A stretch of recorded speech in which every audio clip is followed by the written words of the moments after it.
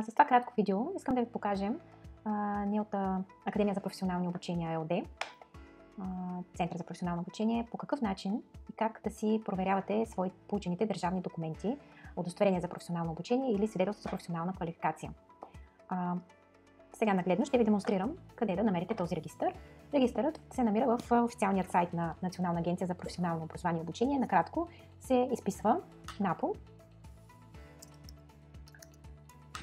Това е сайта на агенцията, влизате в сайта и тук горе в менюто има секция публични регистри.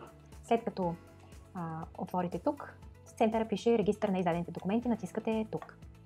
Тук на тази страница се визуализира и официалният регистър на издадените документи от всеки лицензиран център за професионално образование и обучение към Национална агенция за професионално образование и обучение.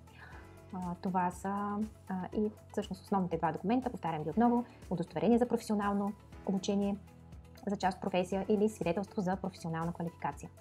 Реално само тези два документа подлежат на регистрация, официална регистрация в НАПО, преминават през проверка от експерт и след това вече всеки завършил курсист може да направи справка за тяхната легитимност и изрядност.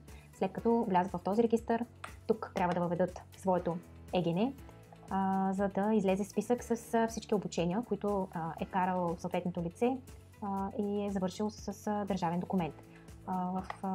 На следващ етап има възможност да видите и своят държавен документ, който се качва сканиран в системата.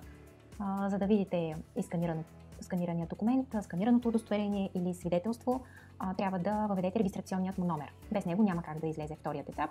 Регистрационният номер представлява две числа, разделени с тиренце. Въвеждате конкретния регистрационен номер и може да видите и сканирания документ.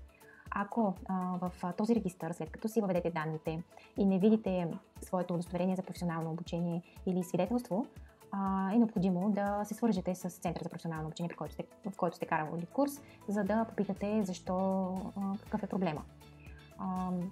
Реално не би трябвало всеки документ, който е изряден, който е преминал своята проверка от експерт, да се види и да се регистрира тук.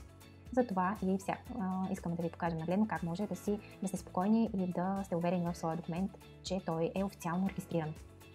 Благодаря за вниманието. Ако имате допълнителни въпроси, моля, пишете ни, ще се радваме да ви отговорим. Благодаря!